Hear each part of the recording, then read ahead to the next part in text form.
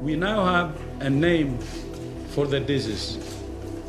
It is COVID-19. Earlier this year, there were reports of a mysterious virus causing pneumonia-like illnesses in China. It may belong to the same family of viruses that caused the deadly SARS outbreak. We don't know what sort of damage this virus could do. We must act now. Breaking news from Iraq. Reports of a missile strike at the Baghdad International Airport. A top Iranian commander was killed. Iran has launched a series of ballistic missiles targeting American forces in Iraq. A Boeing 737 passenger plane has crashed in Iran. Iran has admitted its military shot down a Ukrainian passenger jet by accident, killing all 176 people on board. The island of Puerto Rico hasn't stopped trembling since late December. Prince Harry and Meghan Markle say they are stepping back as senior members of the British royal family. Tonight, the Chinese city of Wuhan and nearby towns locked down. 25 million people effectively quarantined. The Philippines has reported the first death from the new coronavirus outside of China. Kobe Bryant has been killed in a helicopter crash. It happened this morning. We are no longer a member of the European Union. The scenes there in Parliament Square. Security forces in Thailand have killed a soldier who shot dead at least 26 people, most of them at a shopping mall. Antarctica has just had its hottest day ever recorded. One of the worst wildlife disasters in modern history. More than 11 million hectares of bush, forest and park. 3 billion animals were either killed or displaced. People fleeing 2 separate shisha bars. Immigrants targeted, 9 people shot dead. Hass ist ein Gift. Der Hass ist ein Gift. A changing of the guard in Malaysia, Muhyiddin Yassin swearing in as Prime Minister, capping a tumultuous week. The King's move sidelines former leader Mahathir Mohamad, whose ruling coalition collapsed last week. We could be on the brink of a global pandemic. New hot zones reported outside of China, hundreds of cases now in South Korea. The Dow just had its biggest point drop in history, falling 1,190 points. After 18 months of talks and nearly 2 decades of war, the US and the Afghan Taliban have just signed a long-awaited deal aimed at paving the way to peace. There are now more than 118,000 cases in 114 countries. COVID-19 can be characterized as a pandemic. Italy has expanded its response to the coronavirus by locking down the entire country. The single largest point drop in history. We will be suspending all travel from Europe to the United States. A quarter of American workers have now applied for unemployment benefits since mid-March. The world's largest lockdown. That's 1.3 billion people. It will go away. You know it is going away. For sure. While we have faced challenges before, this one is different. We will succeed. We will be with our friends again. We will be with our families again. Prime Minister Benjamin Netanyahu and his main rival Benny Gantz have just agreed to form an emergency unity government. Last week, 22 Canadians were killed in the deadliest rampage in our country's history. Today, we are closing the market for military-grade assault weapons in Canada. The Philippines' top broadcaster, ABS-CBN, has been ordered to cease operations immediately. The biggest ever reduction in the volume of carbon dioxide released into the world's atmosphere has been recorded since March. A Pakistan International Airlines plane with more than 100 people on board has crashed into a residential area. 3, 2, 1, 0.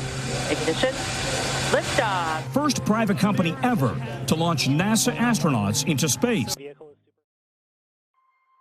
I want to speak directly to the young men and women of color in this country who have witnessed too much violence and too much death.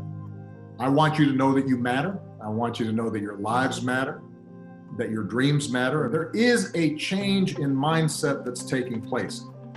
The change America and make it live up to its highest ideals.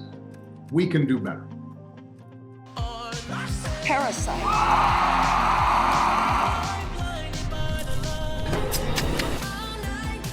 Folklore is out.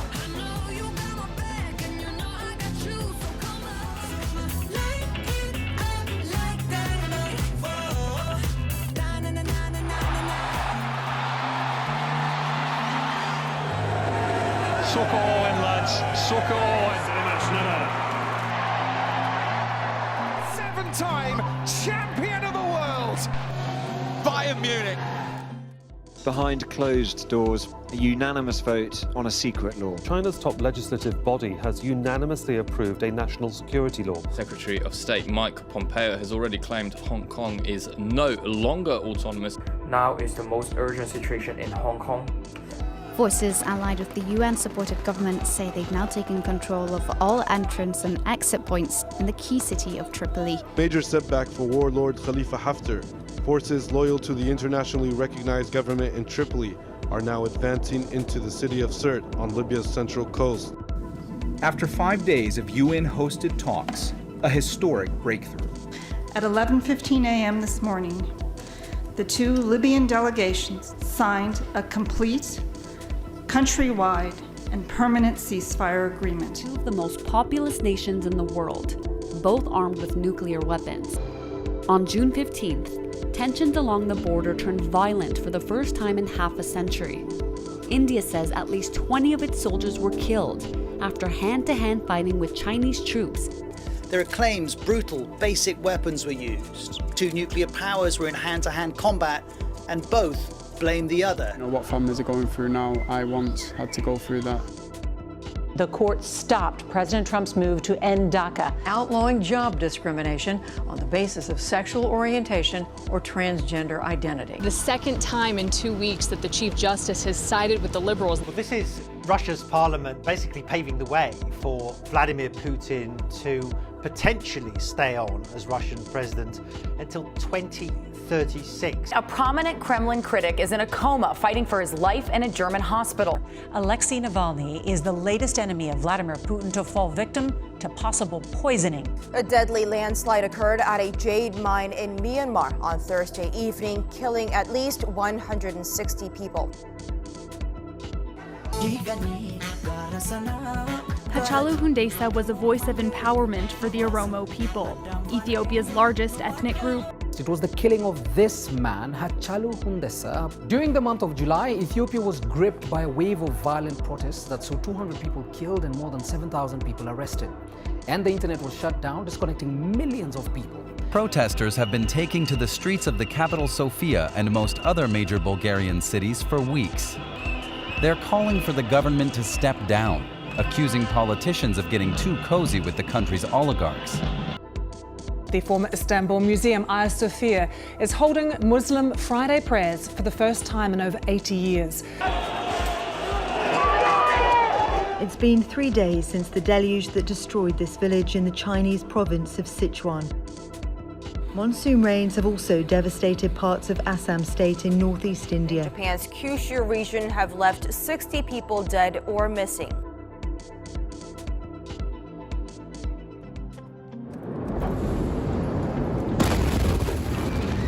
One of the most powerful peacetime explosions ever. Dozens lay dead. Almost 3,000 people have been injured. In Belarus, huge crowds of protesters have been demonstrating against President Alexander Lukashenko and the election that they say he rigged. They're demanding President Alexander Lukashenko's resignation. Police have used water cannon and tear gas against crowds, calling for reforms to Thailand's monarchy and the military-backed government. They refined their demands to three: that Prime Minister Prayut Chan-o-cha resign, a new constitution be drafted, and the powerful monarchy reformed. Of Mali, where the military say the president and the prime minister have been arrested in what could be a coup. It started as a mutiny among soldiers in the town of Kati.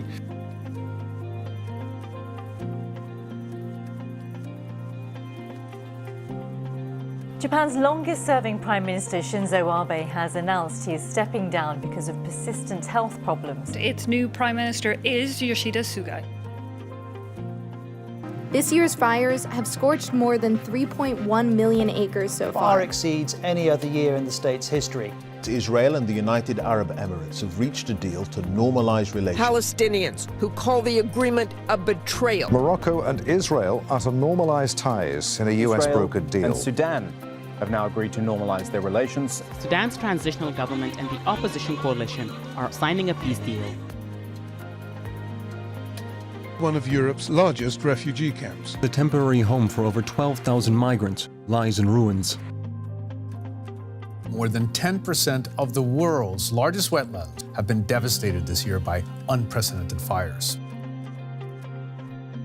For years, banks around the world have helped divert and conceal criminal funds. A major flare-up in violence between Armenia and Azerbaijan in the disputed Nagorno-Karabakh region. Armenia says it was Azerbaijan that launched an air attack. Azerbaijan is accusing Armenia of killing at least 21 civilians and wounding dozens more. Armenia's prime minister has accused Azerbaijan of an attack on a maternity hospital. On Saturday, Russia's government helped negotiate a temporary truce, but almost immediately both sides accused the other of violating it. A new peace deal between Armenia and Azerbaijan to end the 6 weeks of fighting in Nagorno-Karabakh. Protests in Armenia have continued in opposition to a peace deal with Azerbaijan. These protesters are calling for the prime minister to resign. Kyrgyzstan's president has resigned following weeks of political turmoil there. Sorenbay Jeenbekov had been facing daily protests since a disputed parliamentary election earlier this month. The vote sparked widespread demonstrations with accusations that it was rigged in the government's favor. Less than a year after Bolivia's indigenous left-wing president Evo Morales was forced to step down, his Movement for Socialism party is back in power. Chilean celebrates the beginning of a new era. The population has overwhelmingly voted to replace the constitution left behind by the regime of Augusto Pinochet. The drowning of at least 140 people off the coast of Senegal, the deadliest shipwreck recorded in 2020. Nicaragua is taking another direct hit from a massive hurricane. Iota is the strongest this year. The storm is the second powerful hurricane to hit that stretch of coastline in 2 weeks. Peru has its third president in less than 1 week, many hoping that Francisco Sagasti of the centrist Purple Party will mark the end of the political turmoil. In Ethiopia, Prime Minister Abiy Ahmed has ordered a military offensive against the regional Tigray government in response to the attack on an army base. Trouble has been brewing since the region held elections last month in defiance of the central government. Says at least 600 civilians were killed in a massacre in the northern Tigray state. More than 40,000 refugees are now in Sudan. The federal army launched what it called its final phase of the fighting. Minister Abiy Ahmed declared the mission an unqualified success.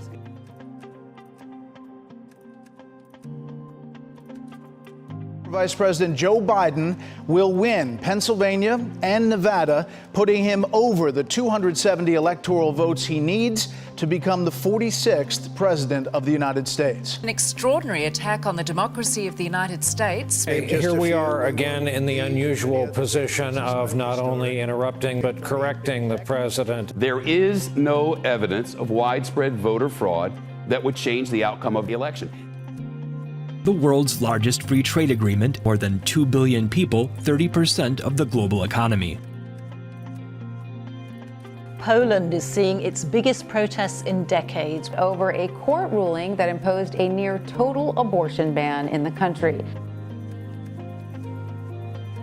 For almost a month now, thousands of farmers in India have been camped just outside the capital, Delhi. Farmers say 3 new agricultural laws passed in September could make them worse off.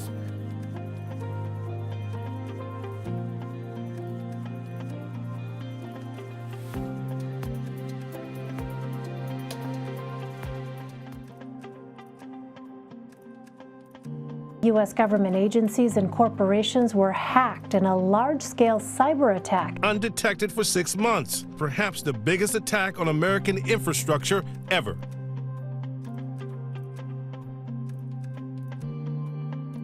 Britain and the European Union have finally struck an agreement on a post-Brexit trade deal. Senators in Argentina have voted to legalize abortion. Israel will face its fourth general election within 2 years. The first coronavirus vaccine has been approved for use in the UK. The fastest and most wide-reaching response to a global health emergency in human history. There is light at the end of the tunnel, and we will get there by taking the path together.